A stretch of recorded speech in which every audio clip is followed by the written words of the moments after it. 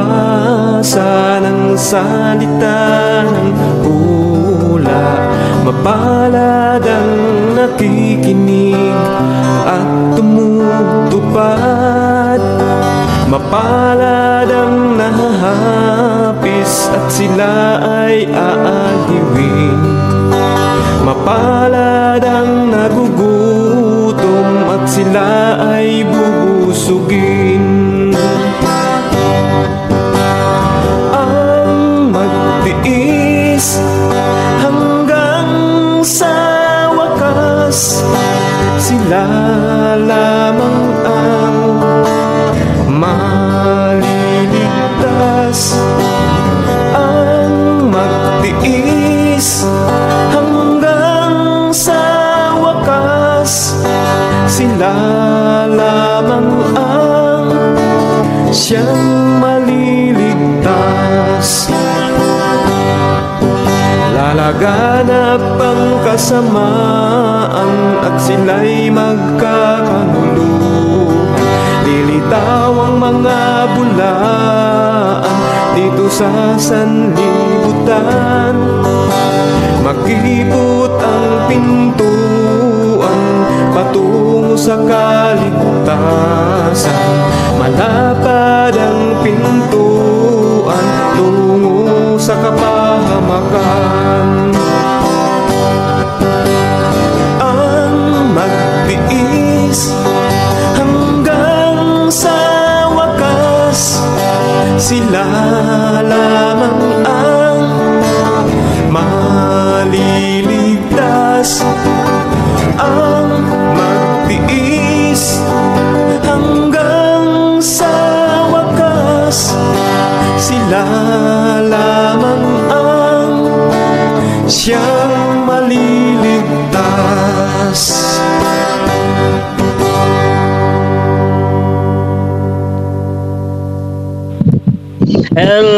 Hello and welcome sa Russia TV mga kapatid. At meron tayong debate na magaganap ngayon February 2, 2025 Sunday mga kapatid.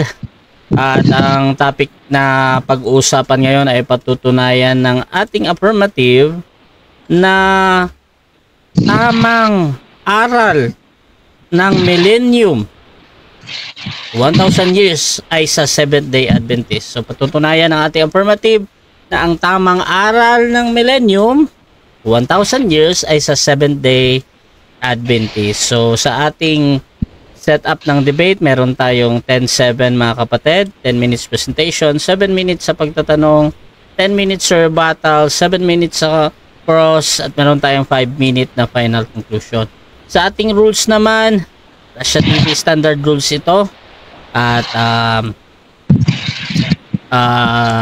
ang ating rule ay patungkol dito sa rule number 1. Lahat ng sagot ay kailangan sagutin ng 20 seconds. Rule number 2, kung close-ended ang question, kailangan sagot muna bago tayo magpaliwanag ng 20 seconds. Rule number 3, kung hindi niya sasagutin ang tanong, magkakaroon siya ng 10 seconds na pagpapaliwanag. At yan na yung pinakasagot niya sa tanong.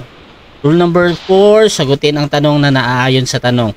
Rule number 5, sa first stand, doon lang dapat magtanong sa inilatag ng katunggali. At doon sa rebuttal, pwede nang itanong ang lahat. Rule number 6, meron tayong dalawang warning. May parusa yan. Rule number 7, bawat senaryo ng objection, isang beses lamang maaaring magpaliwanag. Isang objection lang at hindi susundan ng sunod-sunod na objection. At isang clarification lang din every question. At no objection during final conclusion. Rule number 8, hindi po pinapahintulutan ang mga physical na atake o mga pagmumura na nakasanayan, kasama na din dito yung out of topic. Rule number 9, no challenge question. Ito yung mga tanong na kung mabasa ko or paano kung mabasa ko, talo ka na. So hindi ko papayagan yan. Rule number 10, ito lamang ang iral na patakaran bilang pagsasaayos ng debating ito. By the way mga kapatid, ang inyong host, moderator, streamer, timer, admin Russia Vista mga kapatid. At ako po ay isang Catholic, one of the member ng Templar of Truth mga kapatid. At ako yung tatayong moderator sa hapon na ito. So sumasang-ayon ba ang ating affirmative sa lahat ng nabanggit? Sumasang-ayon, Mr. Moderator. At sumasang-ayon din ba ang ating negative? Yes, sir. Okay mga kapatid, bago natin simulan ang ating debate, syempre, gusto ko muna silang magbigay ng paunang salita kung ano yung expect ng mga audience sa kanilang patutunayan ngayon or ininegate, at syempre ano yung inaasahan nila sa kanilang katunggali. So unahin natin, Bro Denmar, pakilala ka kapatid. Magandang hapon po mga kapatid, at narito po ang inyong pong malitalingkod, Brother Denmar Santiago, isang ordinaryong kaanib at layman ng ating church. At ngayong hapon ito ay patutunayan natin na ang Seventh-day Adventist ang may tunay na aral patungkol sa 1,000 taon. No? Ito ay bibihira lamang itatayo sa mga debate sapagkat hindi naman nakikwestiyon yung mga ganitong bagay. Pero kinakailangan din naman kung minsan ay ating pag-usapan upang malaman natin ang aral ng Biblia patungkol po dito sa aklat ng Revelation.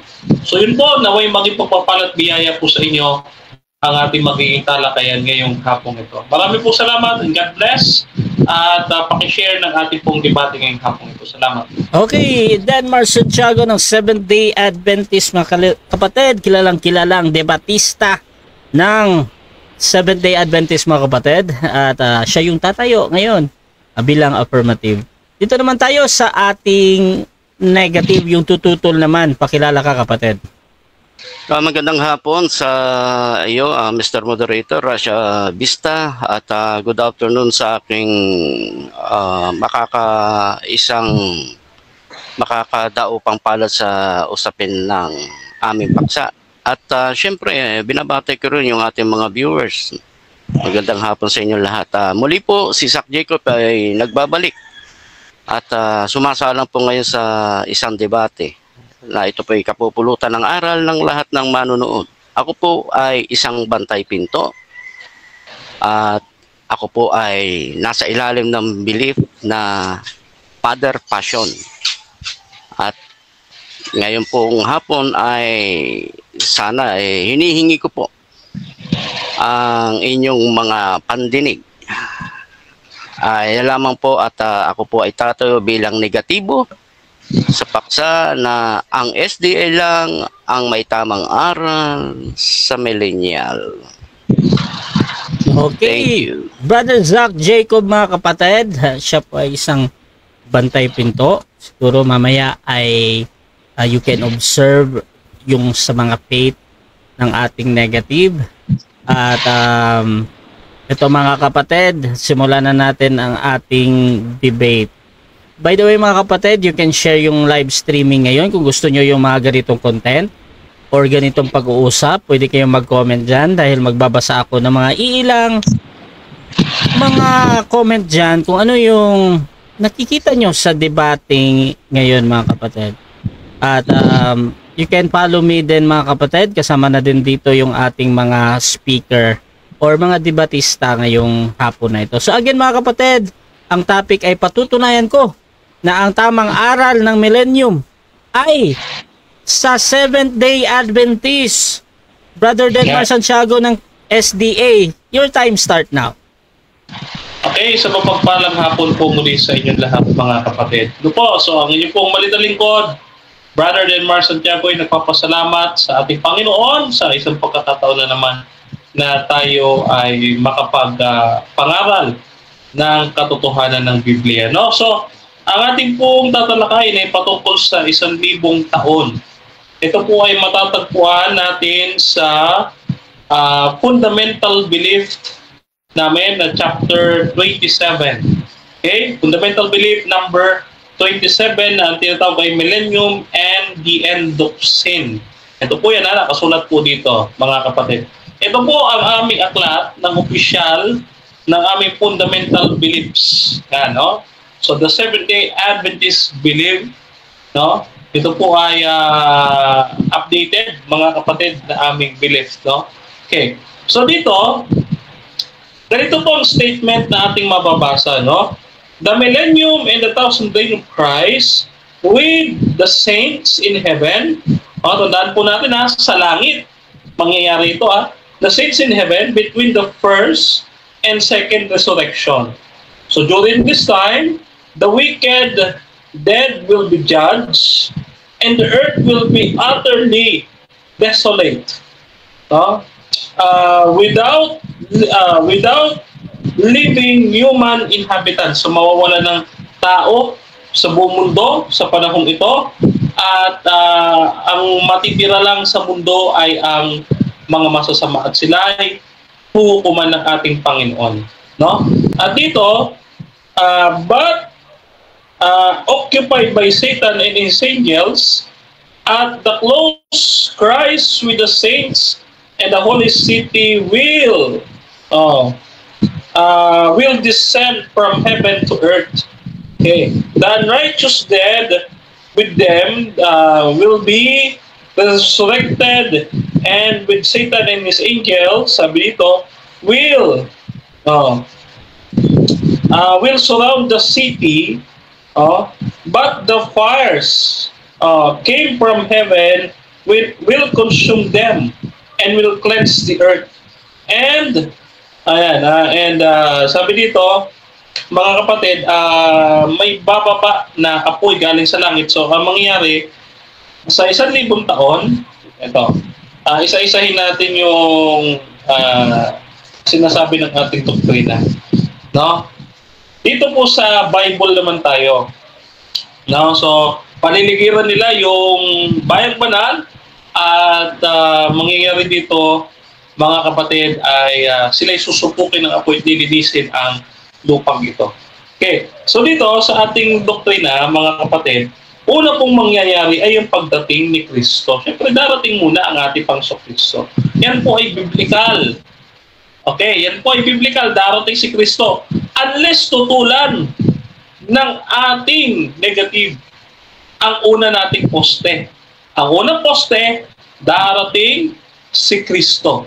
Okay. Saan mababasa yan? Sa 1 Thessalonians chapter 4, verse 15 and 16. So si Kristo ay darating. No? Pagdating ni Jesus, no, dito sa lupa, ang mangyayari, no, ay sabi dito, bubuhay niya na maguli yung mga saints o yung mga banal na nangamatay kay Kristo, bubuhay niya muli. At yung mga natitilang mga banal na abutang buhay ay aagawin sa alapaap at dadalhin sa langit. Ito po yan, yung 1 Thessalonians chapter 4, verse 15 to 16. No? At sabi diyan, mga kapatid, ay papatayin ang mga buhay na liko. So papatayin dito yung mga buhay na liko, mga kapatid. Pagdating ni Kristo, magkakaroon ng pagpatay sa mga liko. Okay. Ayan. Ano po susunod dyan? No? Ang susunod dyan, ang lahat ng matuwid ay dadalhin sa langit. No? Baka sabihin kasi ni brother sa akin, nakikwento lang tayo. No? Yung sinasabi nating pupuksain yung mga masasama ay nakalagay dito sa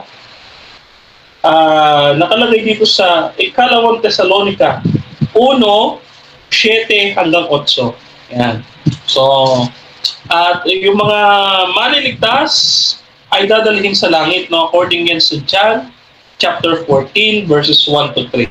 No? So yan, no, sasabihin ni Jesus, bibigyan ko kayo ng bahay sa tahanan ng aking Ama. Okay?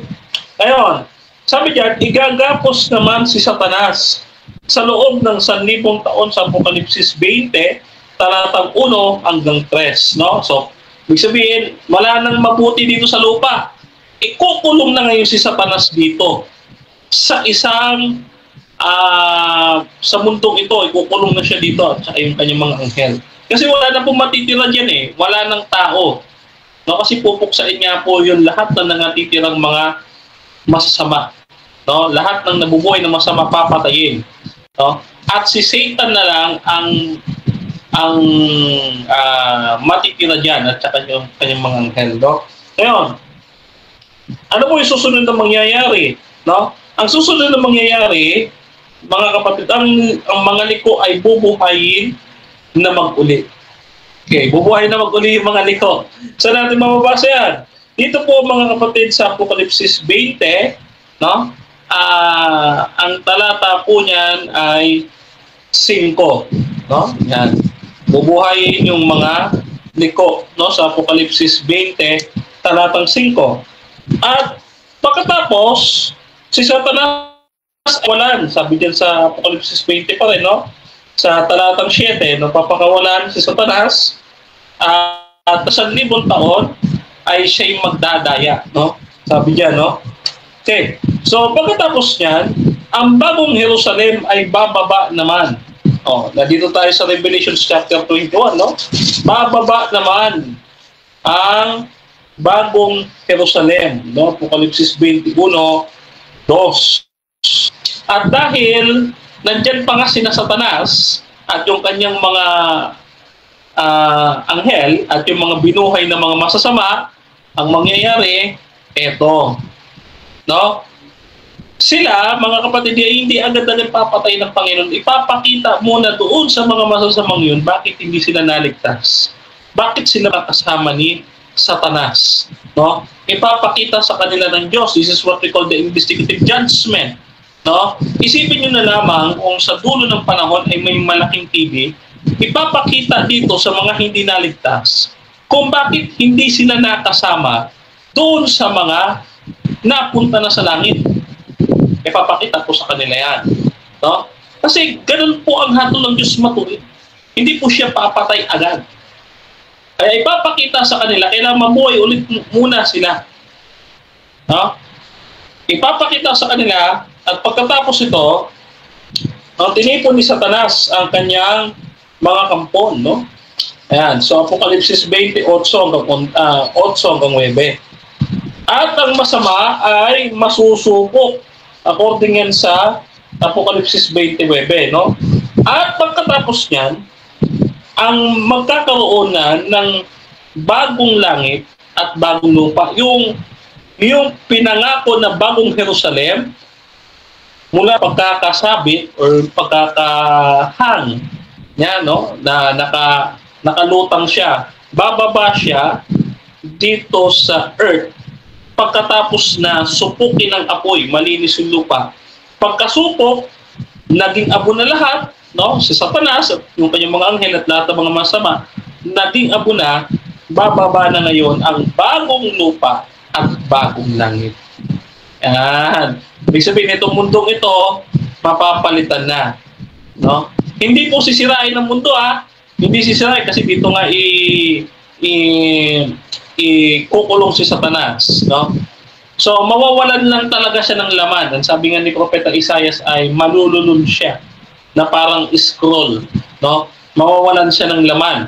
At dito magkakaroon na ng bagong laman pagbaba ng bagong Jerusalem. Yan po ang aming doktrina. Ngayon, sa lahat ng binanggit kong mga talata, yan po ay biblical. Kaya ating pinatutunayan na tama yung doktrina ng Seventh-day Adventist. Kasi ang pinagbabatayan namin, hindi kwento, hindi panaginip, at hindi rin teorya. Bibigyan ko po kayo ng maling teorya patungkol sa 1,000 taon. Kasi baka i-stand dito ng ating kausap. Number 1, panigurado ko itatayo niyo ito. Si Kristo hindi na magbabalik, no? Hindi na magbabalik maliban na ang 1,000 years ay matapos. Yan po ay mali. Wala po sa Bible yan. Okay? Number 2, alam mo ba? No? Sabi diyan, bago matapos sa 1,000 taon ay magkakaroon ng 7 taong pagpipighati o yung 7 years tribulation. Wala po kaming aral na ganyan. At wala rin kaming aral na bago dumating si Jesus ay mayroong secret rapture. Wala pong ganyan. Ha? Okay. At wala din kaming aral na ang Antikristo, no, ay siya'y maghahari sa 7 taong tribulation. Wala pong ganyan. Wala pong ganyan sa Bible. And wala rin po sa Bible na sinasabi natin na pagbalik ni Kristo, mangangaral pa siya ulit o pamaligtas naman yung mga hindi na pangaralan. No? Wala na po pangangaral doon. Pagbalik ni Kristo, tapos na ang pangangaral. Yan po ang aming pinatutunayan sa inyo. No? Ngayon, tapos, wala din kaming aral na si Kristo ay darating siya, mga kapatid, at sabi dito, no? Darating si Kristo, magkakaroon ng sa loob ng 1,000 taon ay bibigyan niya na ikalawang pagkakataon, no? So hindi maghihintay si Kristo ng 1,000 taon para pagbago ang tao. No, wala pong ganun sa Bible. Okay? So yan po, yung 5 yan na binanggit ko, wala yan, ha? Baka itatayo yan ng ating kanibati ngayong hapon. No? Wala po yan sa Biblia, hanapan natin siya niyan. No? So sa ating nilatag, ulitin natin, no? Si Kristo'y darating. No? Biblical yan. Unang poste natin, si Kristo'y darating. Ikalawa, bubuhayin ulit ang mga banal at aagawin kasama niya yung mga natitira. No? Ano pang gagawin? Pupuksain ang masama. No? Pupuksain ang masama.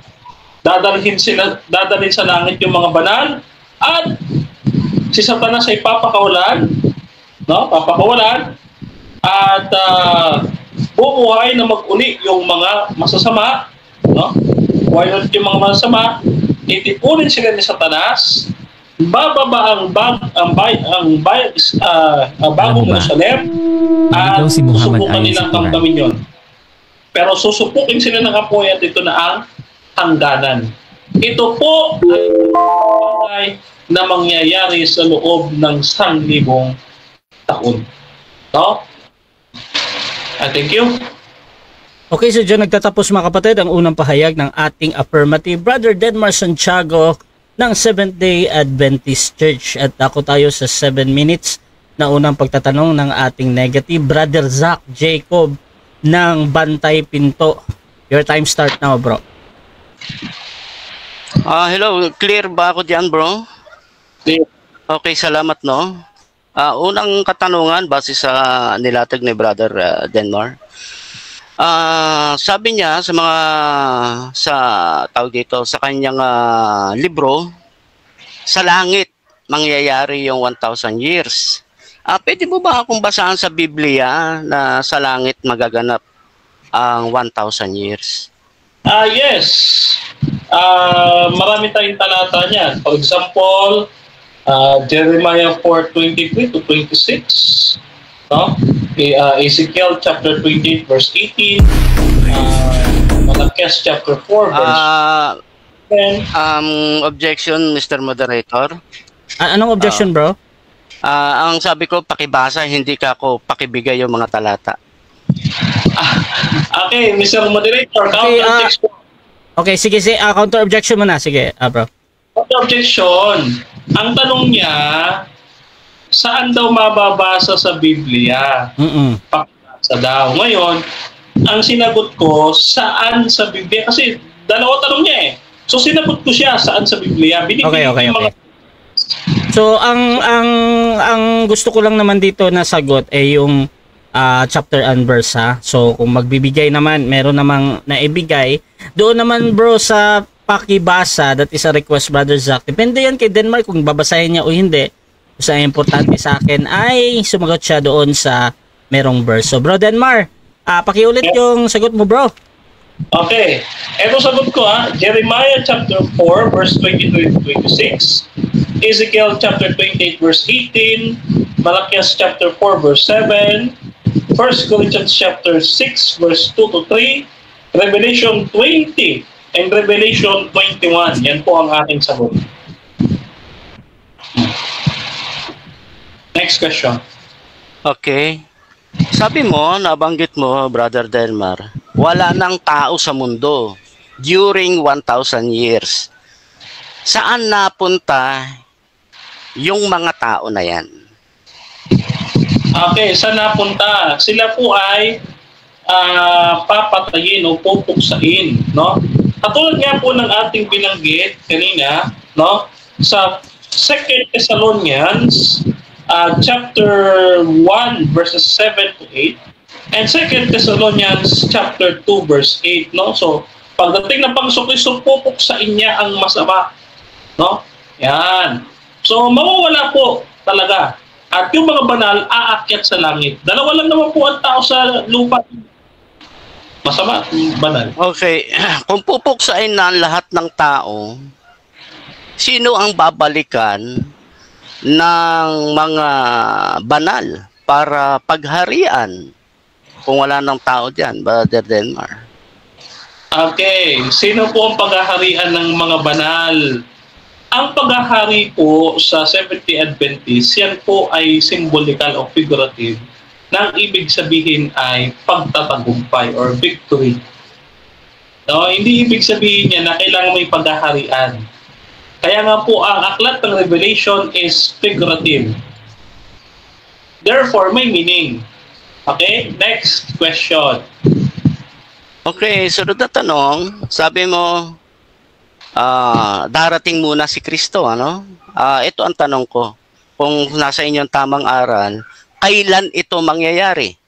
Nalaman ba ng Seventh-day Adventist na kailan ito magaganap para makuha ang titulong kayo lang ang may tamang aral sa millennial? Ang sabi ng aming fundamental beliefs and according to sa Bible, ang sabi ni Jesus, ang araw at oras sa iyon ay walang nakakaalam kundi ang anak. Hindi po sinabi sa amin kung kailan. Next question. Okay. Thank you, no? Sabi mo, kukunin ang mga banal. Ito ba ay kasama yung mga patay at mga buhay? Yes or no? Yes. Doon sa ikalawang Thessalonica, unang Thessalonica 4, 15 hanggang 17, yung mga banal na nangamatay kay Kristo ay bubuhay na maguli at yung mga natitirang mga banal na buhay ay aagawin sa alapap na kasama ng mga patay na binuhay na maguli, dadalhin sila sa langit. Base po doon sa talata. Next question. Okay. Sunod na tanong.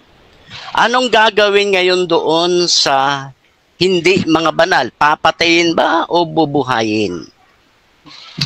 Papatayin po muna. Base po sa ikalawang Thessalonica 4, 1 at 7 at ikalawang Thessalonica 2 at 8. Papatayin po muna at kapag si Satanas ay papakawalan na, no, at ang mga banal ay nasa langit na, doon sila bubuhay na mag-ulit. Revelations chapter 20. Next question. Okay. Sabi mo, papatayin yung mga masasama. Yes. Okay. Tapos yung mga masasama bubuhayin. Ano ba ang senaryo dito? Ilang taon ang palugit para buhayin muli yung mga masasamang patay? Ang binabanggit dito sa Biblia ay kapag naigapos na si Satanas. Ibig sabihin, kapag totally wala ng tao dito, lahat patay na, lahat ng masama ay patay na, at lahat ng banal ay nasa langit na, pinakawalan si Satanas, mangyayari na ang pagkabuhay na maguli ng mga masasama. Doon po yan. Sa panahon po yan na si Satanas ay nakagapos, figurative, nakakulong dito sa ating mundo. Okay, sunod na tanong. Ibig mo bang sabihin, yung mga masasama na yon, nabubuhayin, ito ang dadayain ni Satanas? Yes or no? Yes. Next question. Okay. Kung itong masasama ay dadayain ni Satanas, sino naman ang sinasabi sa talata na kukubkubin ng mga time. Masasama? 7 minutes. 7 minutes na.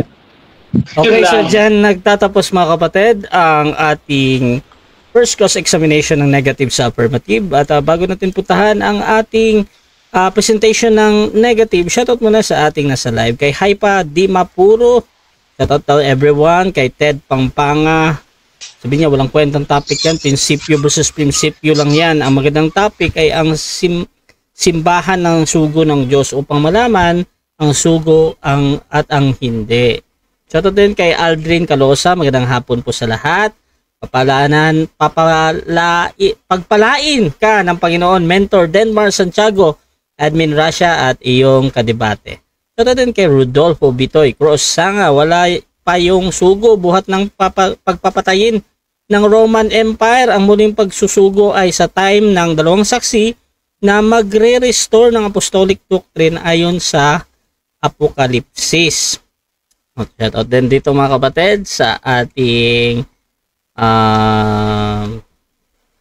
sabi ni Ray Pilapil Jr. ng MCGI, congrats in advance negative. Ayan, so dito tayo sa ating negatibo. Brother Zach ng Bantay Pinto, your time start now, bro. Okay, thank you Mr. Moderator at magandang hapon po sa ating mga maginigiliw na tagapakinig. I'm back, Zach Jacob, Bantay Pinto Ministry at nasa ilalim po ako ng pananampalatayang Father Passion. Okay, so napakinggan po natin ang ating paliwanag ng ating kaibay sa pananampalataya sa ilalim ni Brother Denmar, na ayon sa kanya, ang 1,000 years, wala nang tao sa mundo. At darating si Kristo na bago aagawin ng mga banal at bago patayin ang masasama, ay darating si Kristo. At ang sabi pa po niya ay ang mga patay ay ang mga hindi banal o ang masasama, papatayin. At bubuhayin muli. At ito daw po ang dadayain muli. So dito nakikita po natin na mayroon po tayong nasisipat na butas sa aral po ng SDA. Sapagkat po ang kanyang pagpapaliwanag ay papatayin at bubuhayin ang masasama sa 1,000 years at ito po ang dadayain. At sabi po niya, wala nang tao sa mundo sapagkat sira na ang mundo. So ibig sabihin, judgment day na po ito.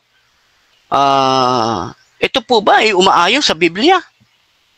Na ang 1,000 years ay kasabay ng judgment day? Ay atin pong baliktanawin. Ano po ba ang nilalaman ng Biblia patungkol sa millennial na ito? At ganito po ang sinasabi. Ang aking babasahin po ay mula sa aklat ng Sugo ng Diyos na si Juan. At ganito ang kanyang pagpapaliwanag. Revelation 20. At nakita ko ang isang anghel na nananaog mula sa langit na may susi ng kalaliman at isang malaking tani kalas sa kanyang kamay. At sinunggaban niya ang dragon, ang matandang ahas, na siyang Diablo at Satanas, at iginapos na 1,000 taon. At siya'y binulid sa kalaliman at sinarhan, at tinatakan ito sa ibabaw niya, upang huwag nang mangdaya sa mga bansa, hanggang sa maganap ang 1,000 taon. Pagkatapos nito, ay kailangang siya'y pawalang kaunting panahon. Sa 4, sa pagpapatuloy, at nakakita ako ng mga luklukan at may mga nagsisiluklok sa mga ito.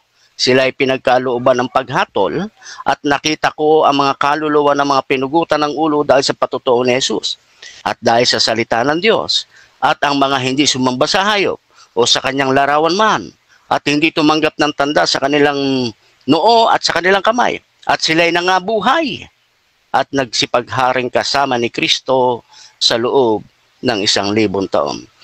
Panandalian po natin munang puputulin sa bersikulong ating binasa. Dito po ay makikita natin na ang patutuo ayon kay Juan ay mayroon po talagang bubuhayin. Ito po yung mga hindi tumanggap ng tanda sa kanilang noo at sa kanilang kamay. At ito yung mga nangabuhay at magsisipagharing kasama ni Kristo sa 1,000 taon. Ano pa ang mangyayari? Ang sabi rito sa 5, ang mga iba sa mga patay hindi nangabuhay hanggang sa naganap ang 1,000 taon. Ito ang unang pagkabuhay na mag-uli. mapalad at banal ang makalakip sa unang pagkabuhay na mag-uli. Sa mga ito'y walang kapangyarihan ng ikalawang kamatayan, kundi sila'y magiging mga saserdote ng Diyos at ni Kristo at mga haharing kasama niya sa loob ng 1,000 taon.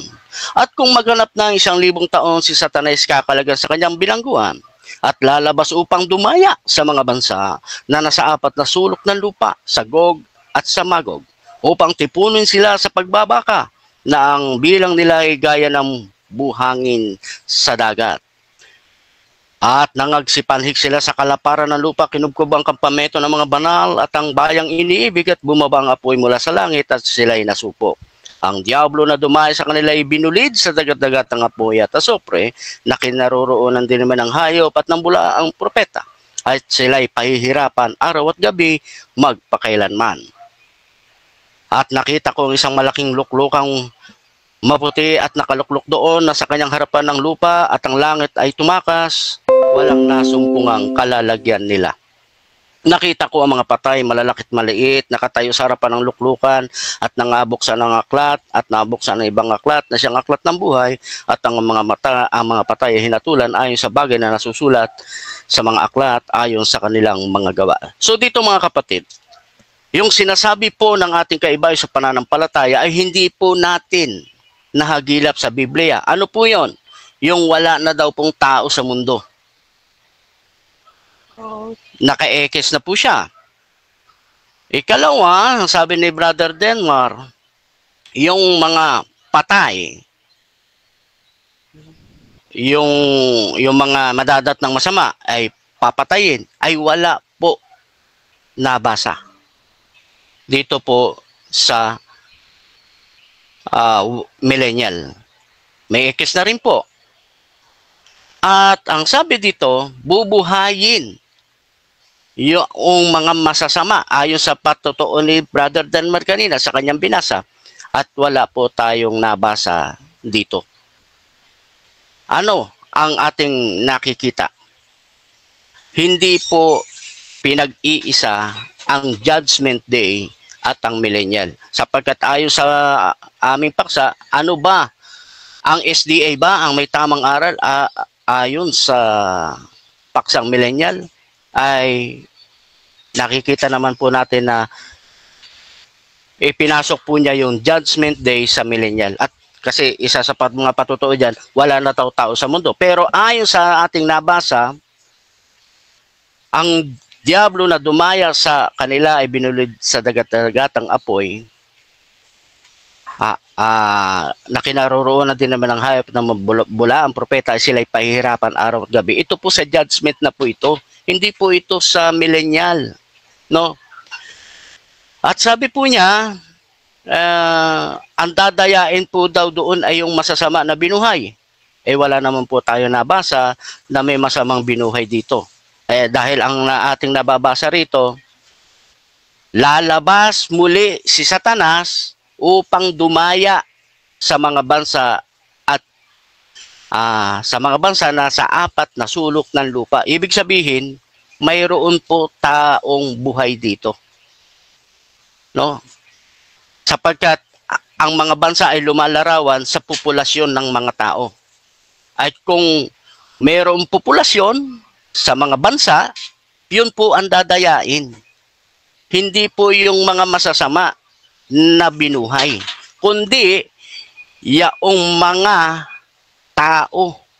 Sapagkat pakakawalan po muli si Satanas upang mandaya. Hindi na po niya dadayain yung mga masasama na binuhay. Kasi kanya na po yan. Ano pang dadayain? Binuhay na nga yan. Ayon kay Brother Denmar, sa Judgment Day po yun, hindi po sa millennial. Wala pong mangyayari na ang mga patay na masasama at ang mga madadat ng masasama papatayin tapos bubuhayin para dayain muli.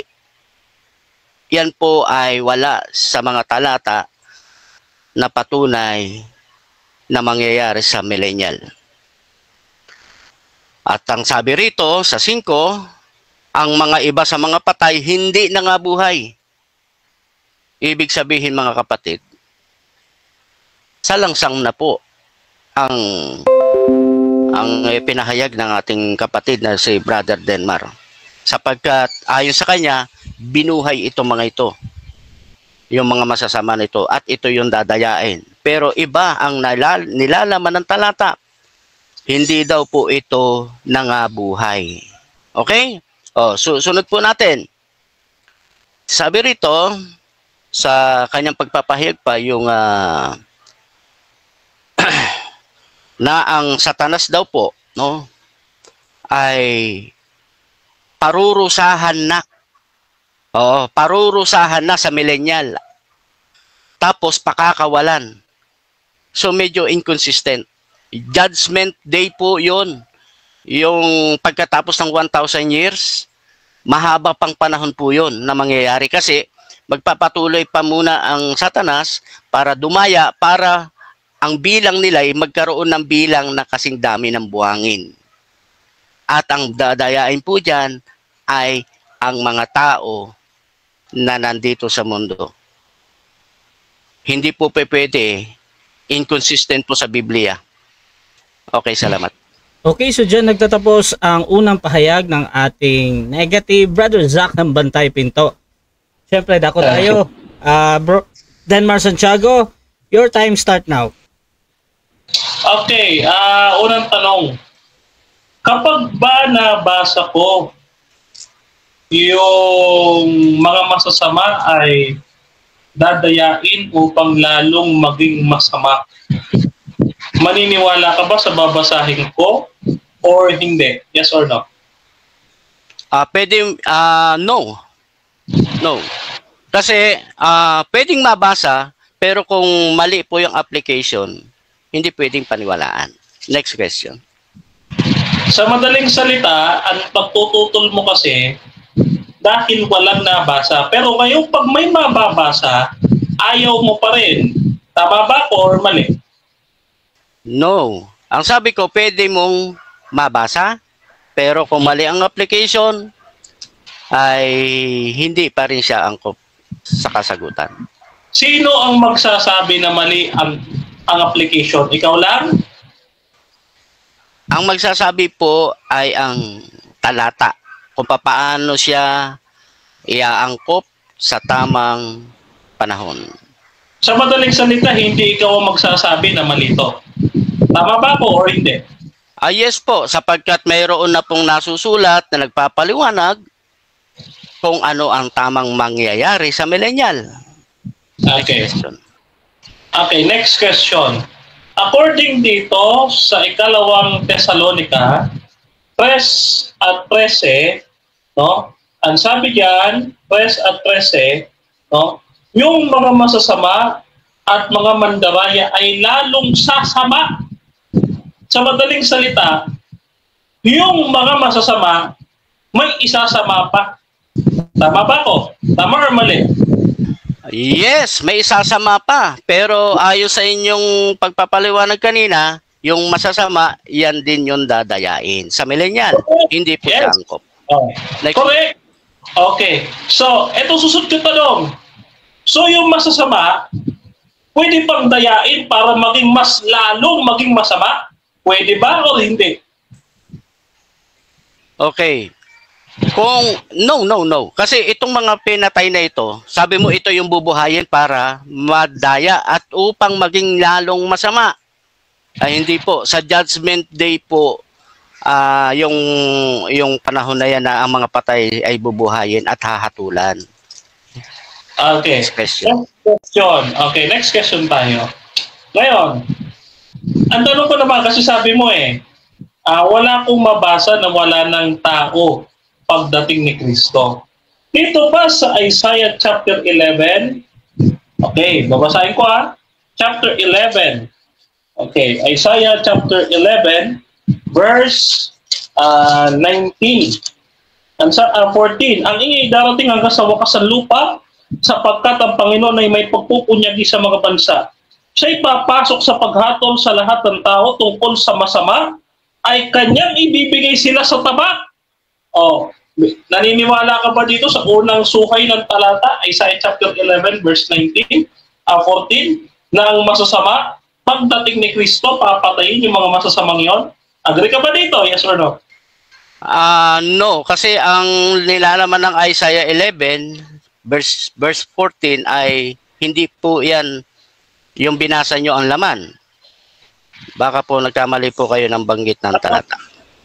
Tama ang tama ang aking pagkakasitas, no?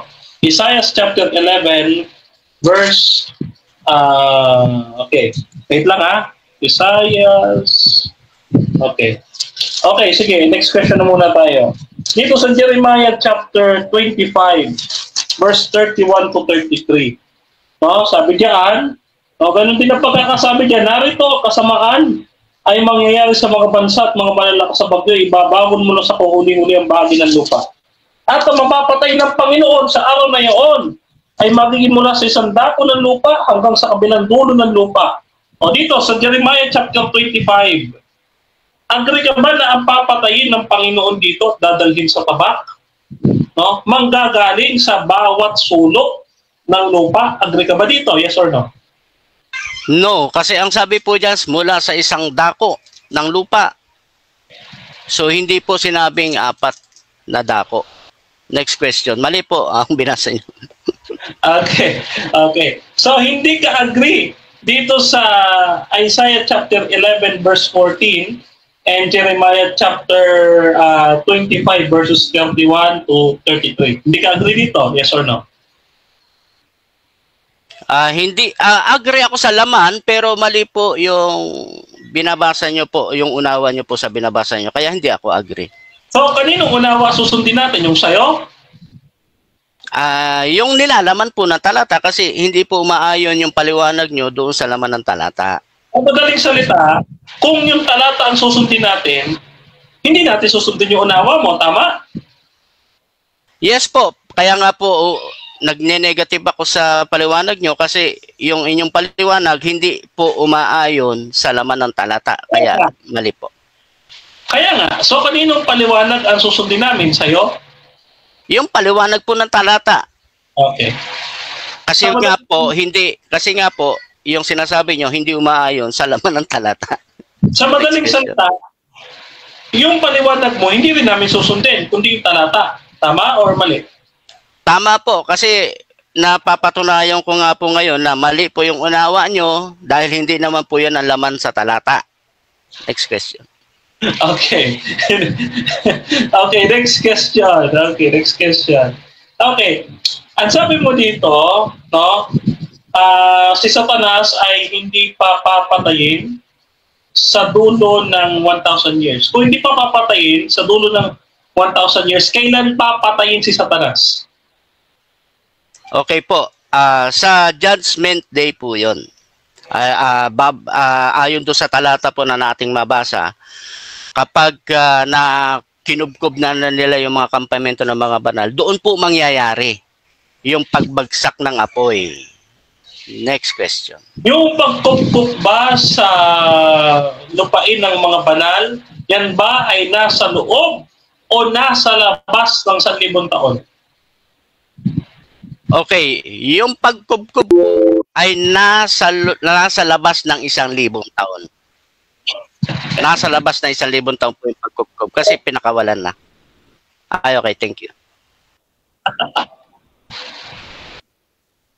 Okay.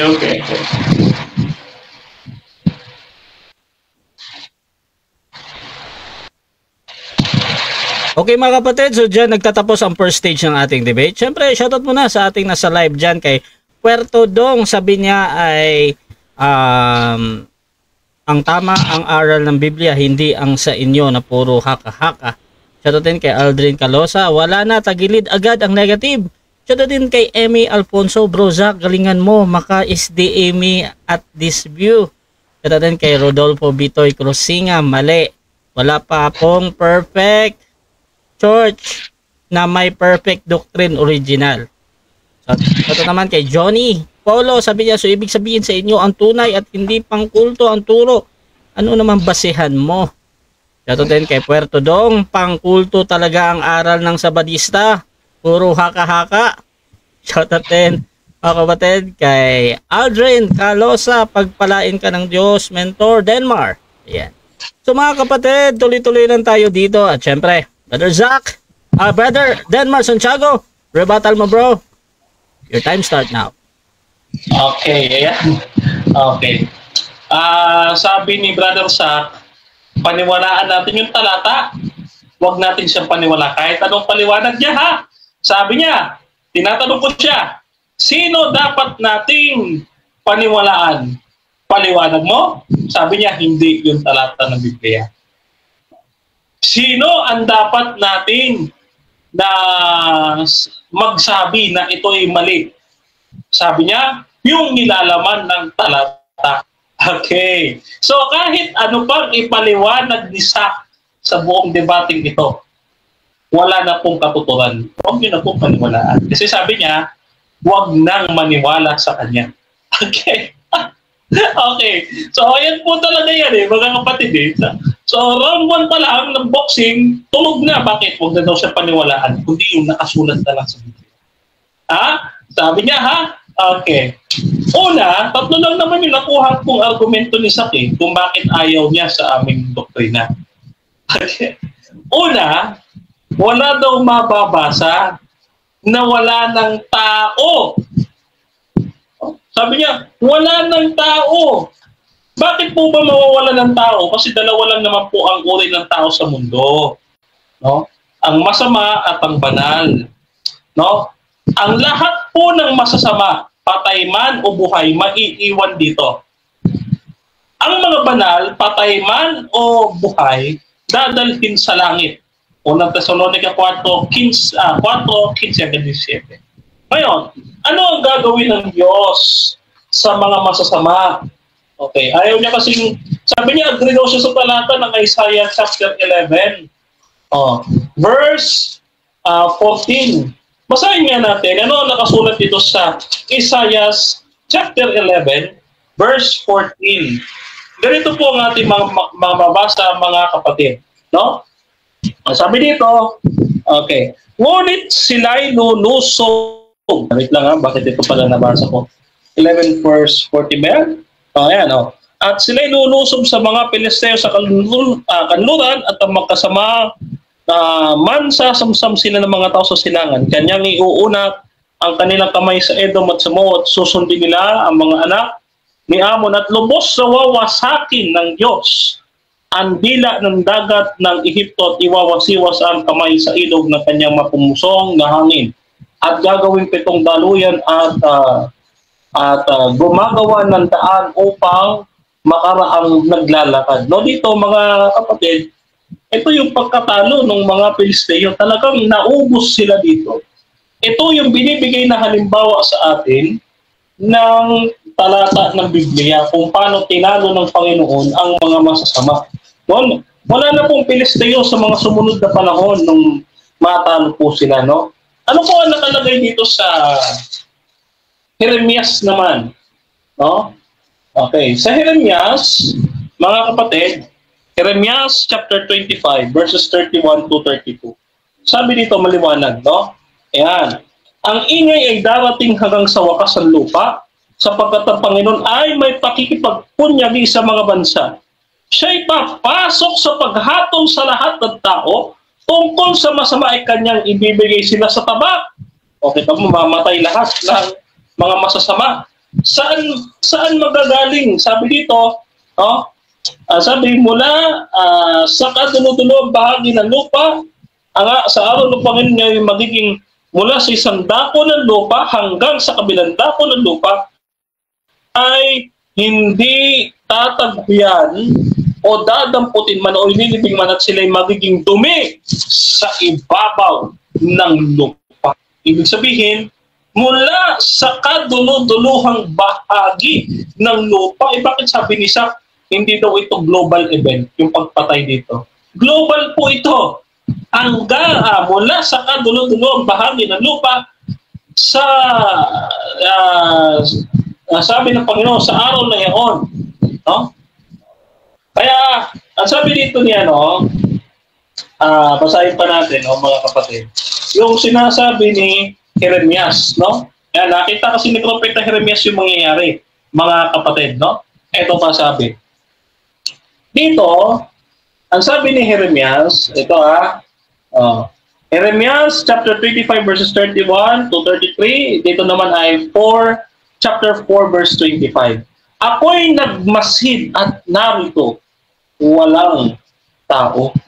O may panahon pala, yung sa paghatol ng Diyos, ang sabi ni Jeremias, narito, ang lupa ay walang tao. Mawawala ng tao dito. Bakit? Ang sabi ni Jeremias, ulitin natin, at sila'y ibibigay sa tabak, at sila'y magiging abo sa ibabaw ng lupa. Mawawalan niya po talaga ng tao. May nabasa ba tayo? Meron. Ito brother Saka, hindi ka agad sa talata, pero binabasa tayo. Di ba? Hindi daw papatayin yung si Satanas kapag dumating na daw si Jesus. Sabi ni Saka, hindi daw papatayin yung mga masasama. Bubuhayin pa. Aba talaga gusto niya talaga bubuhayin yung mga masasama, no? Ngayon, basahin natin, hindi ba papatayin ni Jesus yung mga masasama pagdating niya? Ganito po ang ating mababasa sa Ikalawang Tesalonica. Basahin po natin, ha? Basahin po natin. Ikalawang Tesalonica 2. Sabi dito, 2 at 1 muna. Talatang 1 at 7. Sabi dito, at kayo'y mga pinighati ng bigyang kasama namin ng kapahingahan ay magpakapahayag ng Panginoon Jesus mula sa langit na kasama ng mga anghel, o kita mo ha, nasa langit dadalhin yung mga banal ng kanyang kapangyarihan na nagniningas na apoy na maghihiganti sa mga hindi nagsisikilala sa Diyos at sa kanila na hindi magsisikalima sa ebanghelyo ng Panginoon. Ano mangyayari? Basa, Ikalawang Tesalonica 2:8, no? At kung magkakaroon mahahayag ng tampalasan, napapatayin ng Panginoong Hesus ng kanyang hininga at sa pamamagitan magpapakahayag ng kanyang pagparito ay lilipulin sila. Ano ba yung ibig sabihin ng lilipulin, brother Sa? Papatayin ni Jesus pagdating niya. Papatayin niya yung mga tampalasan o yung mga masasama. Tatapusin ni Jesus. May nabasa tayo, brother Sa. Huwag ka namang ganyan. Di ba? May nabasa tayo eh. Sabi niya kasi pagtutol niya, wala daw tayong nabasa. Meron eh. Okay? Ngayon, ano pa yung pagtutol niya? Ang pagtutol pa ni brother Sa, sino daw yung puhukuman? Okay. I mean, sino yung paghaharian? No? Subjectively, sabi ko sa iyo, ang revelation is figurative. So, huwag mong gawin literal. Pinapasok mo kasi unawa mo eh. Huwag mo ipapasok yung unawa mo sa hindi unawa ni Juan. Okay? Ulitin natin. Ulitin natin. Si Satanas, igagapos siya. Hindi siya hahatulan. Iba yung paggapos sa hatol, ha? Iba yung paggapos. Ito, babasahin ko sa iyo sa, ano ba ibig sabihin ng paggapos kay Satanas? Ito. Basahin natin sa dito, ha? Sabi dito, basahin natin. Si Satanas ay ginapos sa mga pangyayari nito, no? Yung Apokalipsis 20, 1 at 3, no? Yan. So, katulad dito, no? Yung ibig sabihin ng paggapos kay Satanas, sabi niya dito, ayan, no? Jeremias 4, 23 hanggang 27. Aking minasdan at lupa, narito sira at walang laman. Ang buong lupain ay magiging sira. So dito, hindi lalabas dito si Satanas. Dito sa mundong ito. No? Magagapos siya sa loob ng 1,000 taon. Yan. Magagapos si Satanas. Okay. Sa loob ng 1,000 taon, si Satanas ay magwa-wander dito. Magagala siya dito. Kaya sabi niya sabi ng Diyos sa kanya sa panahon ni Job, saan ka nagpaparit paroon? Sabi ni Satanas, ako'y pumaparito at pumaparoon sa bawat dako ng daigdig. Sabi niya sa Panginoon, no? Ngayon din ang gagawin niya dito. No? Nandiyan yan sa Job 1, 7 hanggang 8. No? Yun yung sinasabi pag-uusap ni Satanas at saka ng Diyos. No? Yan. Ngayon, eto sa mga binanggit ko, lahat may nabasa. Okay. Tumututol ka lang kasi pinapasok mo yung unawa mo. Pero ikaw na nagsabi, huwag namin paniwalaan yung unawa at paliwanag mo. Ang pakikinggan at paniniwalaan namin, yung nakasulat sa Biblia. May nakasulat na wala ng tao at may nakasulat na papatayin yung mga masasama. Okay? So ito po ang nakasulat ayon sa nasusulat sa Biblia. Binigyan kita ng mga talata, dapat ililista mo. Ito ang context ito. Yung paghatol ay kasama ng pag-ukom. Okay, so dyan nagtatapos mga kapatid ang rebuttal ng ating affirmative. At syempre, dako tayo sa second cross ng ating negative. Brother Zach ng Bantay Pinto. Your time start now. Okay bro, dito sa unang katanungan ko sa Isaiah 11:14, ito ba ay may kaugnayan sa 1,000 taon o sa millennial? Yes or no? Yes, partly, no? Kasi ang Isaiah chapter 11 verse 14, no, sinasabi diyan kung papaano inubos ng Diyos ang mga Pilisteo o ang mga masasama o ang mga kaaway ng Diyos, no? After kasi matalo ng mga Pilisteo, ay hindi na ulit sila ginulo ng mga ganyang uri ng tao noon. Next question. Okay, sunod na tanong. Ito pang Jeremiah 25:31 to 33. Ito ba ay may kaugnayan sa millennial? Yes or no? Yes! May kaugnayan yan, yung Jeremiah chapter 25 verses 31 to 33 at 37. No? So yan ay pangitain ni Jeremias sa kahuli-huli ang panahon na ang lupa ay sira at wala ng laman. Next question. Okay. So, itong aklat ba ng Revelation, ibig sabihin may nauna nang binigyan ng kapahayagan bukod kay Juan? Yes. Okay. Sino-sino ang binigyan ng kapahayagan? Una, ang Panginoong Jesus. Dalawa, si Isaias. Ikatlo, si Daniel. Ika-apat, si Jeremias. Ika-apat, si Zacarias. No? Sino pa ba? Ayan, yung apat na binanggit ko. Next question. Okay, so ikatlong tanong. Itong ginamit mong 2 Thessalonians 2:1, no? Sabi dito, papatayin ng hininga ng Panginoon Jesucristo. Ito po bang mangyayari sa millennial ay apoy ba ang papatay o hininga ng Panginoon Jesucristo? Pareho po. Opo, pareho po. Kasi ang lahat ng bagay ay ginagawa ng Panginoon sa pamamagitan ng kanyang hininga. Okay? So, yan po ay parehong nakasulat sa talata ng Biblia at hindi po sa unawa ko. Next question. Okay. Pwede mo ba akong bigyan ng talata na nagsasabi na yung hinga ng Panginoon ay ito ang gagamitin doon sa millennial? Yan na nga po. Yung binasa natin ay 2 Thessalonica 1:7-8. Next question. Okay. Sabi mo ang Revelation, Book of Revelation, symbolical. Ang tanong, yung bang nakita ni Juan na kung sino yung nagsasalita sa Revelation, ito ba'y symbolical lang at hindi talaga totoong may nakita si Juan? Yes or no? No.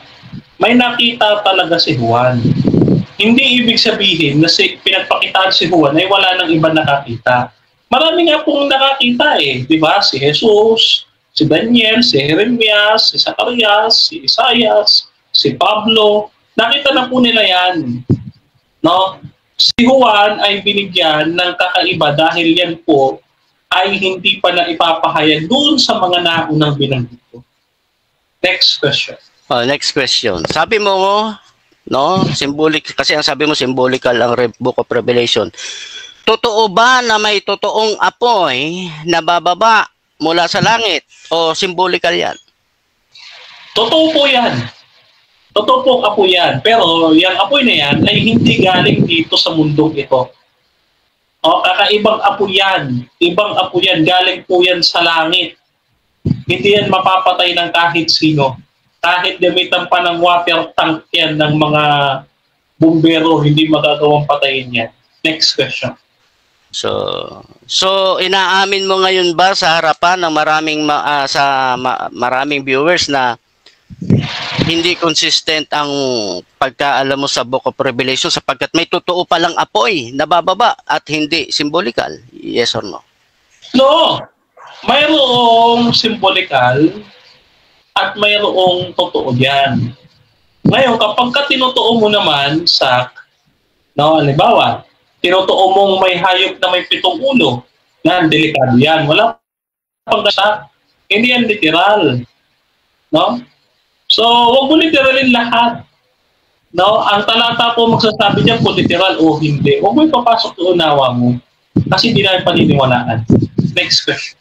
Okay, so binabago mo na ngayon na ang Book of Revelation ay mayroong symbolical at mayroong katotohanan. Hindi lahat symbolical. Nakatulad na sinabi mo na ang Book of Revelation ay symbolical. Yes or no? No, hindi ko binabago. Ina-affirm ko pa nga eh. Bakit? Kasi hindi ko naman sinabi na ang aklat ng Revelation ay symbolical lang. Wala ka narinig na lang. Ang sabi ko, ang aklat ng Apocalypse ay symbolical. No? Meron din namang literal yan. No?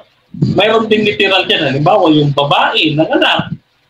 Sino ba yung nanganak doon? No? Di ba si Maria naman yung nanganak doon? So, literal yan.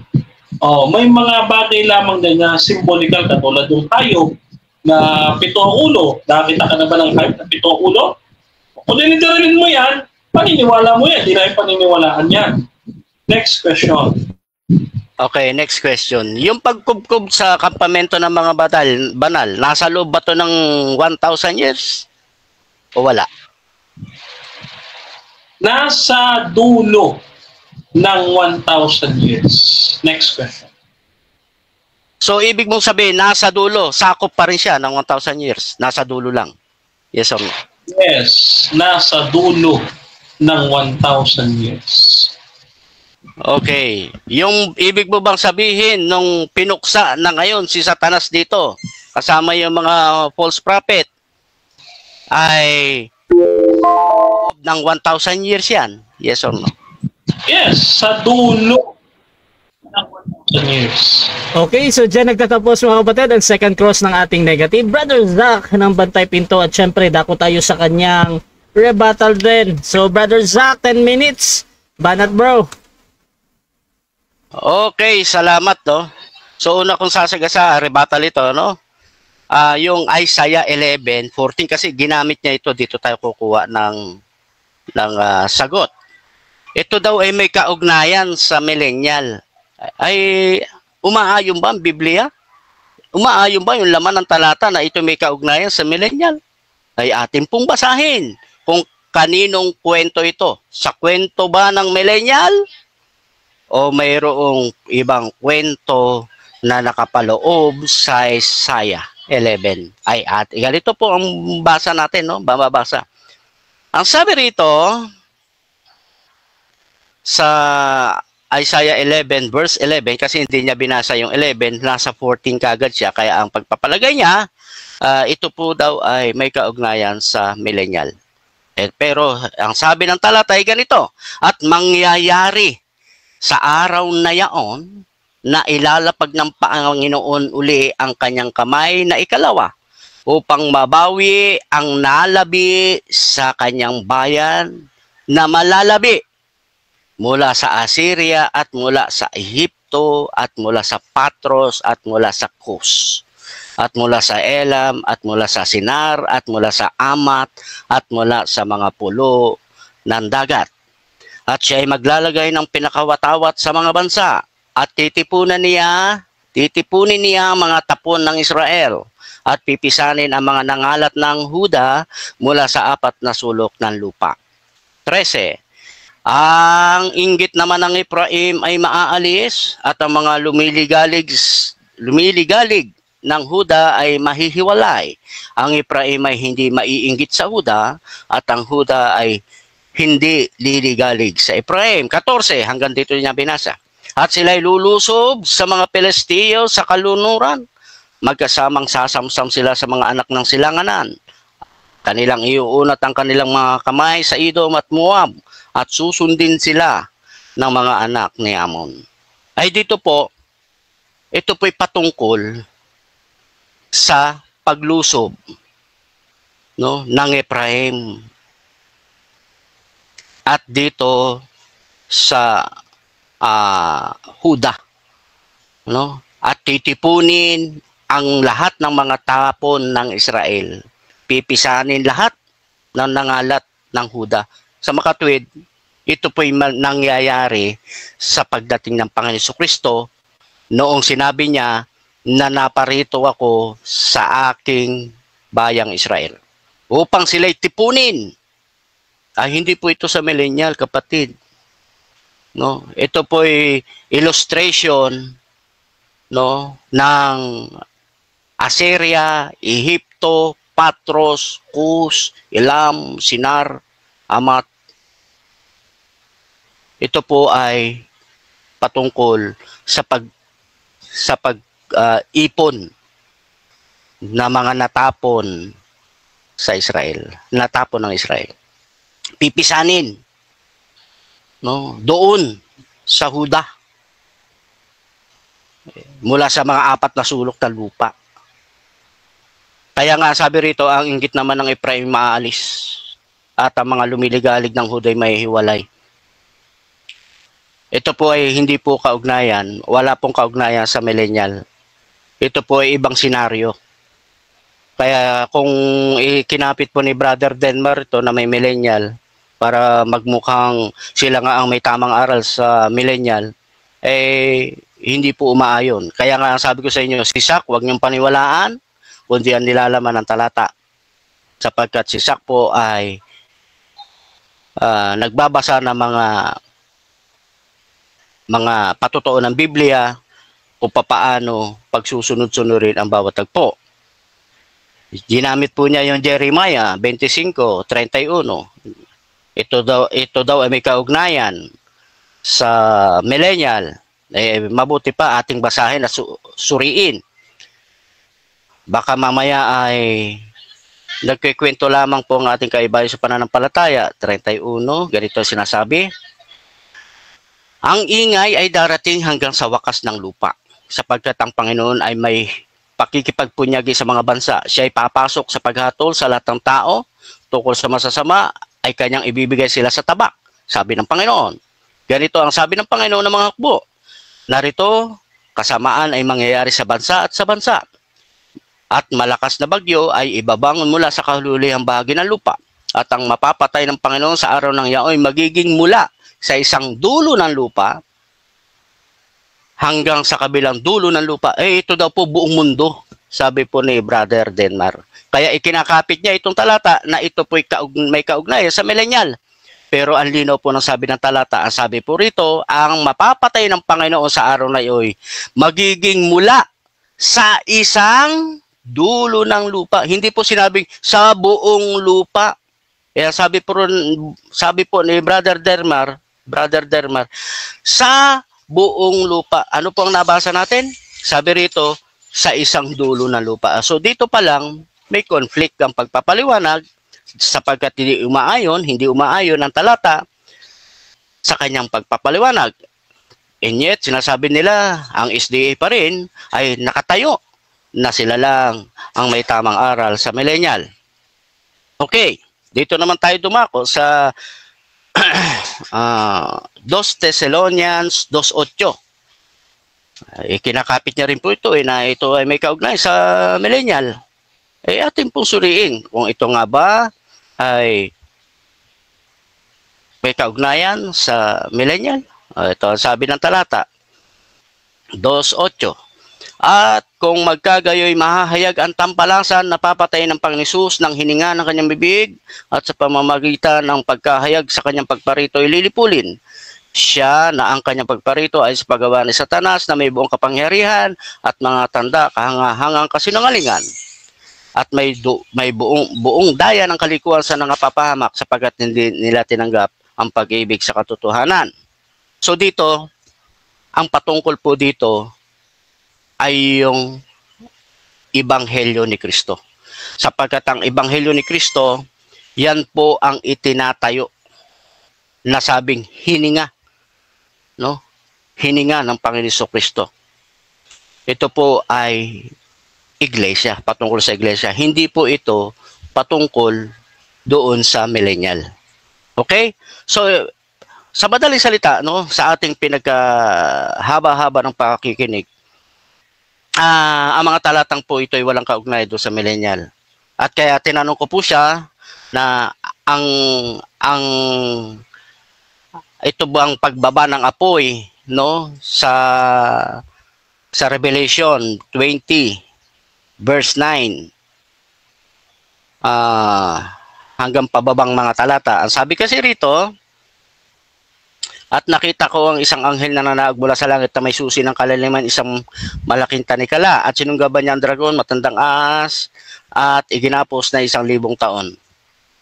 So, iginapos ng 1,000 taon, ibig sabihin, hindi po ito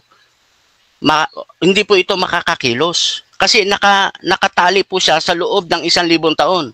Eh, ang sabi ni Brother Denmar, nasa loob daw ng 1,000 taon yung pagpuksa. Nasa dulong bahagi daw ng 1,000 taon.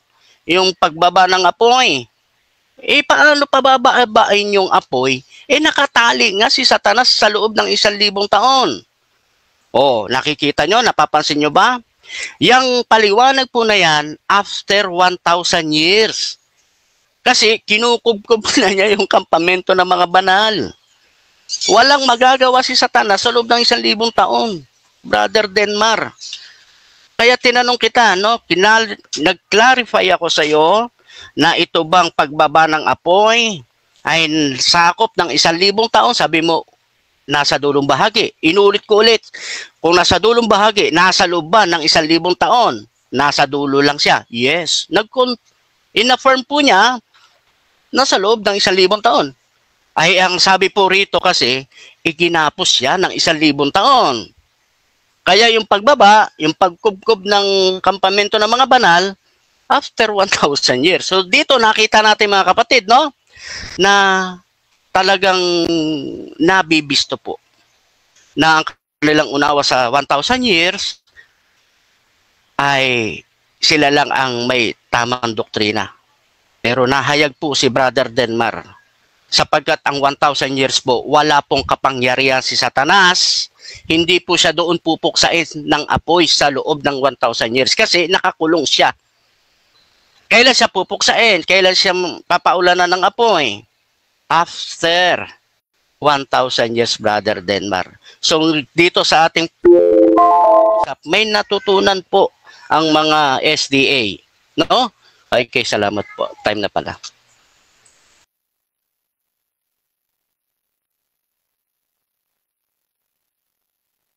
Okay, tanong. Kung mali ang unawa at paliwanag namin mga SDA, so kanino yung tama? Yung sayo? Yung talata po, wag po kaysa. Kasi ayon mismo sa patutuon ng talata, after 1,000 years, Brother Denmar, yung pagpapaulan ng apoy, wala po sa loob ng 1,000 years. Next question. Okay, next question. Kung sa mga talata kami ng Biblia maniniwala at sa unawa ng mga talata ng Biblia, sa madaling salita, i-confirm ko nga ulit sa iyo. So, huwag na namin paniwalaan si Sak Jacob sa kanyang unawa at paliwanag, kundi yung mga nakasulat na lang sa talata ng Biblia. Yes or no? Yes po. Unang-una po, wala akong sinasabi sa mga tao na ako ay sampalatayanan ng tao. sapagkat bagkus inaakay ko po mga tao na umalam po kayo ng mga patotoo ng Biblia sapagkat baka mas higit ang inyong malaman kaysa sa nalaman ng mga naunang tao sa inyo. Yan po ang aking layunin. Next question. Okay, next question. Yung pinagpapaliwanag mo kanina kung bakit sabi mo, mali kami, yung paliwanag mo kanina, yun ba ay ang mga unawa mo sa mga talata na binasa mo? Yes or no? Hindi po. Binasa ko po at yung mismong laman ng talata ang nagpapaliwanag sa panahon ngayon na tayo'y nag-uusap. Hindi po si Sak. Pinadadaan lang po sa bibig ni Sak at ipinaunawa na yung mga talatang ginamit ng Isaiah at Jeremiah, hindi po yan connected sa millennial. Ibig sabihin, bumaan sa bibig mo, ikaw pa rin ang nagsasalita ayon sa unawa mo. Tama o mali? Ayon sa no. Kasi lumalabas sa bibig ko yung laman ng talata. Kasi binabasa ko po. At wala po akong binigay na sariling unawa. Kundi yung unawa. Kasi binasa ko lang po eh. At ipinakikita ng Biblia na yung mga talatang Isaiah at Jeremiah, hindi po daw ito connected. Kaya nga, yung paliwanag nanggagaling sa bibig mo. Yes or no? Wala po akong ginagawang paliwanag. Next question. Okay, next question. So kung wala kang ginagawang paliwanag at sariling pangunawa, paano mo nasabi, bukod sa sinasabi daw ng Biblia, paano mo sinasabi na mali kami? Kasi po ay batay po doon sa mga ginamit ng mga patotoo ay hindi po umaayon sa laman ng talata. Kaya nga po hindi ako ang nagpapaunawa kundi yung talata na nagagamit siya sa maling interpretasyon. Okay, next question. Sino ang nagsasabi na hindi umaayon sa laman ng talata at mali ang interpretasyon namin? Sino nagsasabi? Ikaw lang, di ba? Yung pong mismong mga talata, kasi ang sabi mo po, Brother Mark, isa sa mga narinig ko sa'yo, kaya nga, yung pag mali. sumasagot pa po ako. May time pa para sumagot. Okay, salamat. Kasi po, yung mga talatang binabasa nyo, tawag dito, pinapaliwanag nyo pa. Kaya hindi po siya nagiging paliwanag, kundi palabo.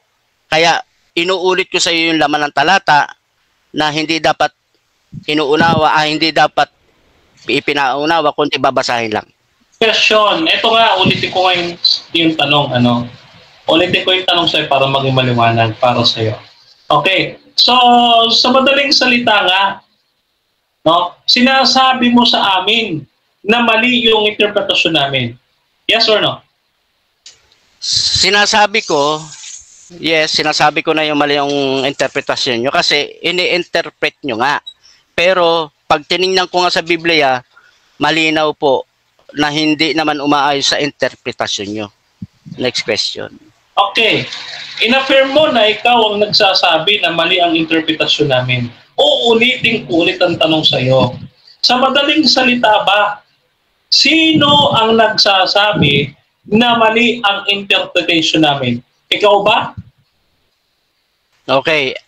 Ako ang nagsabi, pero itinuturo ng talata. Kasi malinaw naman po na ini-interpret nyo yung talata, kaya binabasa ko yung talata kung totoo ba yung interpretasyon nyo. At sabi ng talata, hindi. Kaya sabi ng bibig ko, hindi kayo nakakaunawa. Next question. Okay, next question. So kung mali yung interpretasyon namin, ibig sabihin, yung sa'yo ang tama. Tama ba or mali? Okay. Yung talata ang tama. Lumalabas lang sa bibig ko kung ano yung laman ng talata. Objection? Ang objection ko, Mr. Moderator, ang tanong ko sa kanya, kung mali yung aking interpretation, kanino yung tama? Kung sa kanya ba? Tama ba or mali? Pakisagot niya Sa po yun. kanya ba, tama or mali? Bro Zach, mamili ka or counter object muna? Okay. Connection muna. Sige. Okay.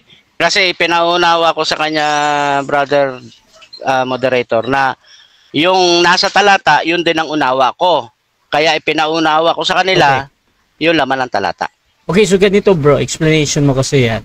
Ang importante sa akin dito yung pagpipilian. Ngayon, ang pagpipilian ni Brother Denmar, tama ba or mali? Yung paniniwalaan, yung tamang... Ano nga yun bro Denmar? Ulit bro? Ang tanong ko sa kanya, Mr. Moderator, kung mali ang aming interpretation. So ibig sabihin, tama yung sa kanya. Tama or mali? Tama yung sa kanya. Tama o mali? Bro, pipili ka ba or 10 seconds lang? Sige, pipili na ako. Anong pinipili mo muna? Tama yung sa Proceed. akin kasi tama yung sa akin pero hindi sa ganang aking sarili. Kundi yung laman ng talata. Next question. Next question. Okay. Sino nagsabi na tama ka? Di ba ikaw lang din ang nagsasabi katulad ng sinabi mo kanina sa objection na ang sabi mo, tama yung sayo. Yes or no? Okay. Tama yung sa akin kasi hindi naman ako nagpapaliwanag kundi yung laman ng talata. Objection. Another objection. Ano yan bro? Or tinatanong ko siya kung siya lang ba ang nagsasabi na tama siya. Kasi kanina sabi niya, tama yung sa kanya. So, pinalopan ko, kung siya ba ang nagsasabi na tama siya, yes or no. Pumili mo na siya doon. Yes or no? Yes. Proceed. Yes. Bakit yes? Kasi iisa yung aming sinasabi. Kasi yung talata, ipinauunawa sa akin kung ano ang dapat kong sabihin. Kaya tama yung sa akin. Next question. Next question. Okay. Eto. Next question ko. So, yung paliwanag at unawa ni Zach, huwag naming paniwalaan.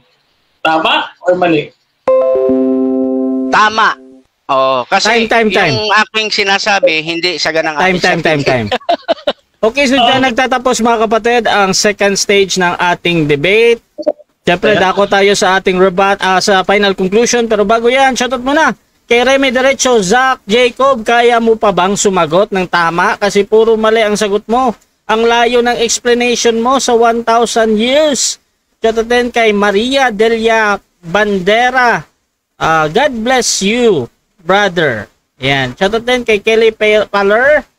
Sa kasamang palad, no choice ako Denmar. Dumaan sa wall ko ang kapal ng mukha mo. Isa lang ang trending sa'yo, makapal ang mukha mo. Okay, shoutout din kay Ray Pilapil Jr. Wala nang magaling na SDA debater. Itong si Denmar, patapon ito. Shoutout din mga kapatid kay Aldrin Calosa. Ang revelation ay apostolic prophecy that contains symbols or symbolicals, but it doesn't mean that all of its content are symbolical. Shoutout din kay Rodolfo Cruz Senga, may logic CFD. Shoutout din kay Kim Navarro, haka-haka pala yung nababasa sa Biblia.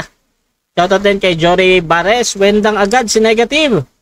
Shoutout din mga kapatid kay Emmy Alfonso, bro Zach, galingan mo. Yan. So mga kapatid, dako tayo sa final conclusion. Siyempre mauna dito si Brother Zach bilang negatibo. Tungkol sa 1,000 years mga kapatid na ang tamang aral ng millennium ay sa Seventh-day Adventist bilang negatibo. Brother Zach ng Bantay Pinto, your time start now. Okay, salamat na conclusion na ito. So, pagsasama-samahin ko, isasummary ko na. At ang isa sa pumukaw sa aking pansin ay yun daw pagbaba ng apoy at tutupukin sa Satanas ay sakop ng 1,000 years. Malino naman po na hindi po siya sakop ng 1,000 years. Kasi ang sabi po dyan sa talata, at kung maganap na ang 1,000 taon sa Revelation 27. 20 verse 7 ha. Ang sabi rito mga giliw na tagapakinig, sabi rito, at kung maganap na ang 1,000 taon. Sa English, and when the 1,000 years are expired, Satan shall be loosed out of his prison.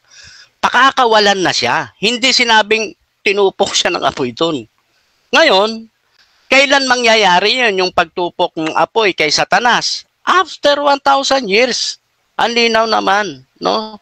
Ang sabi kasi rito sa 8, at lalabas upang dumaya sa mga bansa na nasa 4 na sulok ng lupa. Ay, lalabas pala. Hindi pala tutupukin, no? Yung sa kanya, kay Brother Denmer sa SDA, sabi niya, sakop ng 1,000 years. Nasa dulong bahagi nga lang. Tutupukin si Satanas. Ang sabi rito, lalabas pa nga after 1,000 years paano natupok? No? So, inconsistent. Tapos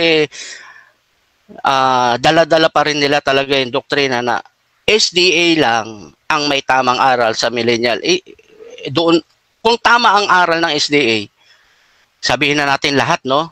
Pero may isang mali, hindi na po tama yan. Hindi na po makatatayo. Kasi ang sabi ng Panginoon, kapag ni isa may mali sa isang salita ng propeta, ano na yan, false prophet na yan. Lumayo kayo sa kanila, sabi nga. Kaya dapat layuan na itong SDA, no? O, ano pa ang ano natin? Yung mga malinaw na talata na nagsasabi dito na labas na ng 1,000 years yung pag-ulan ng apoy. Kasi ang sabi sa 9, at nangagsipanhik sila sa kalaparan ng lupa at kinugpog ang kampamento ng mga banal at ang bayang iniibig. At bumaba ang apoy mula sa langit at sila ay nasupok. So dito nangyari yon. After 1,000 years. Itong sinasabi na ito, sa judgment na to. Kasi hahatulan na si Satanas pati yung mga false prophet. Yan ang malinaw, no? Hindi po siya sakop ng 1,000 years. Tapos, sabi niya, wala na daw tao during 1,000 years. Pero sabi sa talata, nakagapos si Satanas. Nakagapos. Hindi sinabi na wala ng tao. Kaya nga, nakagapos siya sa loob ng 1,000 taon para hindi makapandaya. Ibig sabihin, may tao during 1,000 years. Kasi iningatan ng Diyos igapos natin si Satanas, sabi ng Diyos, para wag makapandaya. So, nandun yung logic na kaya nakagapos kasi may dadayain. Di may tao. Di ba? Hindi, bakit siya igagapos? Wala naman palang taong dadayain. Di ba? Logic lang gagamitin natin mga kapatid dito. No? Kasi ang talata, totoo ito Nagsasabi na totoo, kaya lang, pili nga lang ang binibigyan ng pagkaalam. Kung ano ang dapat, kung paano dapat salitain, yung totoong laman ng talata. Di ba? Ngayon, itong sinasabi pa niya na ang mga patay na mga masasama at yung mga buhay na masasama ay papatayin daw muna yung masasama. Papatayin daw muna yung mga masasama tapos tsaka bubuhayin. Wala namang ganun na sinasabi dito sa millennial. No? Kasi nga, nakagapos si Satanas. Napakasimple lang ipaliwanag ang millennial ayon sa talata. Walang mangyayari dyan na kung anumang pandaraya or anumang mga sakuna. Wala. Kasi nga, nakagapos yun ng daraya. Yan ang simpleng paliwanag yan ng talata. Kapag sinabing ang millennial, anong nangyayari sa millennial? Ay wala kasi nakagapos si Satanas. Salamat. Okay, dako naman tayo sa final conclusion din ng ating affirmative sa kanyang pinatutunayan na ang tamang aral ng millennium ay sa Seventh-day Adventist. Your time start now, bro. Maraming salamat unang-una sa ating Panginoon sapagkat kahit hindi po tayo handa sa debating ito. Opo, mga kapatid, actually, late lang din akong na-inform ni Rasha about sa debate namin ni Brother Zach. Hindi ito napaganda ng inyong lingkod, subalit ang Panginoon at sa tulong ni Kristo nagawa nating ipagtanggol ang katotohanan ng ating pananampalataya na Adventist, no? So, muli mga kapatid at mga kaibigan, kaya po ang ating topic, patutunayan ko ng Seventh-day Adventist ang may tunay na aral ng 1,000 years, kapag kitang-kita naman po natin. Ang gustong ipasok ni Brother Zach ay ang unawa ng patripasyan na isang heresy na ang Ama ang namatay at hindi si Jesus na anak. Kundi yung Ama na nasa langit na namatay, yan po ay heresy. Yung patripasyanism. No? Heresy po yan. No? Na yan po ay kinaayawan ni Saint Athanasius. No? So ayaw na ayaw po niya ni Saint Athanasius yan sa heresy na yan. So ngayon, mga kapatid, pilit niya pinapasok yung kanyang unawa at paliwanag. No? Tinatanong natin siya, huwag daw paniwalaan yung kanyang unawa at paliwanag, kundi ang Biblia ang paniwalaan. Dalawa, iniwan niya na yung wala ng tao sa earth. Iniwan niya na dahil may nabasa na tayo eh. O yung walang tao at sira ang daigdig. Iniwan niya na, argumento niya ngayon, no? Naiwan na.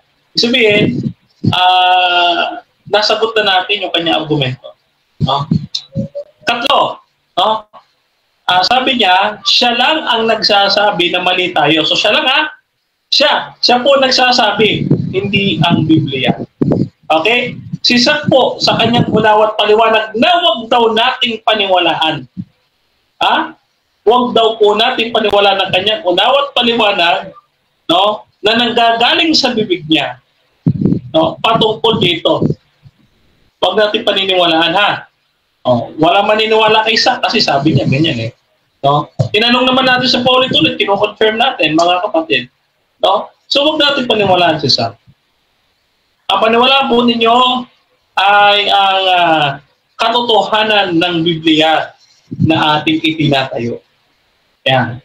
So dito pa lamang ay nakikita natin wala talagang naitutol ang negative. Wala silang aral patungkol sa 1,000 taon.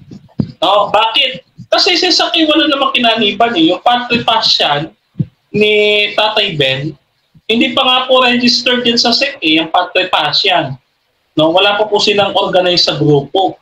No? Sa madaling salita, pulurum, wala silang ganito na fundamental beliefs.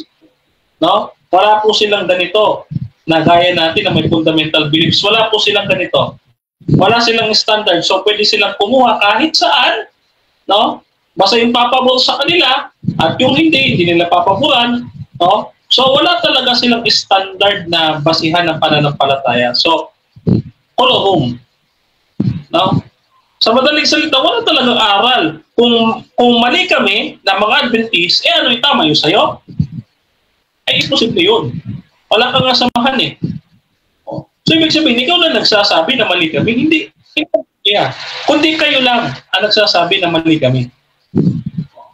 So dito, naitayo natin yung katotohanan at hindi pa natutulan.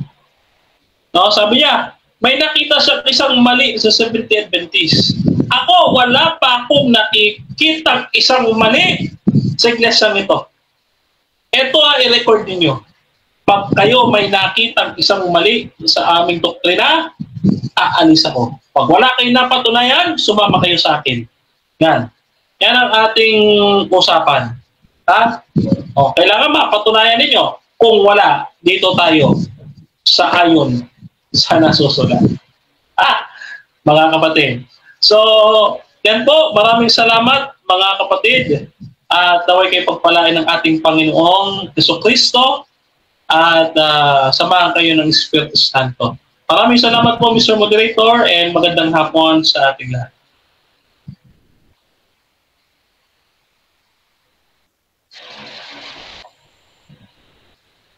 So dyan nagtatapos mga kapatid ang debate natin between Seventh-day Adventist and Bantay Pinto sa topic na ang tamang aral ng millennium ay sa Seventh-day Adventist. Affirmative natin si Denmar, negative naman si Brother Zach. So before natin i-end yung ating live, syempre gusto ko muna silang bigyan ng time magpasalamat sa lahat ng manonood at makakapanood pa nito at lahat ng nag-comment dyan sa ating Facebook at sa YouTube. Unahin natin si Brother Denmar. Bro, pasalamat ka muna bro. Teka, narinig ba ako? Nakamute ba? Okay, yan. So thank you Brother Rasha. So pinapasalamatan natin una ang ating Panginoon sa hapong ito, no, na tayo ay binigyan ng pagkakataon na makapangaral sa live, sa Facebook at sa YouTube. No, ayan. So maraming salamat din kay Brother Rasha na ating moderator. Walang sawa yan. At talaga namang karapat-dapat na tulungan at suportahan sapagkat hindi po siya bias na moderator. Ayan. At maraming salamat din kay Sak Jacob. Ito na ang ikalawa naming pagkakataong magkaharap. Ikalawang pagkakataon na namin magkaharap ni Brother Sak Jacob eh. Pero sana dahil meron na siyang bagong samahan, yung Part 3, itatayo niya naman yung Part 3 na yung ama ang namatay at hindi si Jesus. No? Ayan. So maraming salamat din sa mga nanonood sa Facebook o sa YouTube, lalo na kay Brother Arcel Ballesteros, kay Pastor Aldrin Calosa at sa buong buo ng Advent Folk Messengers na aking grupo. Maraming salamat po din sa Advent Biblical International Ministry sa ating napakapuging mentor. Ayan, artistahin yan. Dr. Rocky Tulog at ang aking ministry partner in crime na si Brother Fernando B. Camacho Jr. So ayan, maraming salamat mga kapatid at ako po ay may Facebook at sa YouTube. Pwede niyo pong hanapin ayon sa nasusulat ministry. Tandaan mo ayon sa nasusulat ministry. Okay, kayo po ay aking iniiwanan sa mahabagin at maibiging kamay ng ating Panginoon. Patuloy kayo sumampalataya mga kapatid na si Jesus ay namatay, si Jesus ay muling nabuhay, at si Jesus ay muling babalik sa wakas ng panahon. Kaya kapatid at kaibigan, maghanda ka dahil paparito na si Jesus na ating tagapagligtas. And lastly mga kapatid, ang inyong pumalita lingkod sa susunod na Sabat ay matatagpuan po ninyo sa North Taguig Central Church or NTCC. North Taguig Central Church po mga kapatid. So, yan po, at maraming salamat sa United 2 Parañaque Church na ating pinaglingkuran nito nagdaang Sabat, mga kapatid. So maraming salamat po sa mga elder na nandiyan. Yan, at ayan po ang pinakaunang SDA Church at siguro ikalawa sa mga simbahan na may elevator. At nasa 5th floor ang church. Napakaganda, nasa rooftop. So, napakalamig at napaka-aircon. So, sana lahat ng churches ganyan. Okay? So, maraming salamat po. God bless you. Great Brother Sam, God bless. And sana hindi ito ang una at huli nating pag-uusap. No? God bless you at kayo po ay samahan ng Panginoon. Siyempre, Bro Zach, pasalamat din bro. Thank you bro. No? So unang-una, pasalamatan ko siyempre si Father Jesus, my Father Passion. Siya po ay gumanap bilang ama at sa kanya ministry ay siya po ay gumanap bilang Son of God. Binaba niya po ang kanyang reputasyon, nag-anyong alipin para ang sumampalataya sa kanyang pangalan ay maging mga anak ng Diyos. At siyempre, pasalamat kay Mr. Moderator sa pagtsatsaga at sa mga viewers, no? Maraming salamat. At siyempre kay Brother Denmar. Tama yung sinabi niya na ito po ay ikalawang pagkakataon na kami po ay nag-usap muli sa isang paksa. At naway kinapulutan nyo ng magagandang aral o papaano po tumayo sa mga talata. At inaanyayahan ko nga po pala, no, ang bawat isang makikinig na ang inyo pong lingkod na si Sak Jacob ay nagbabalak magbalik sa podcast dito sa Russia TV at pag-uusapan pa namin ni Brother Russian ulit. At syempre, ang ating Panginoon Jesucristo po at ang kanyang banal na Espiritu Santo, yan po ang nagpapatunay at nagbibigay ng kaalaman sa lahat ng tao. O paano po tayo tinuturuan at ginagabayan sa bawat maliwanag. At bago matapos tong hapon na ito, ay binabati ko ang lahat ng mga Patripasyanism. Binabati ko ang aking mga kapatid kay Kristo na lahat po tayo ay huwag sumuko sapagkat tayo po ay kamumuhian ng lahat ng tao dahil sa kanyang pangalan. At ang kanyang pangalan ay ang Panginoong Jesucristo na ating Ama. Sa New Heaven and New Earth, yan po yung nakatala sa Revelation 21. Hanggang dyan lamang, Brother Russia, at maraming salamat.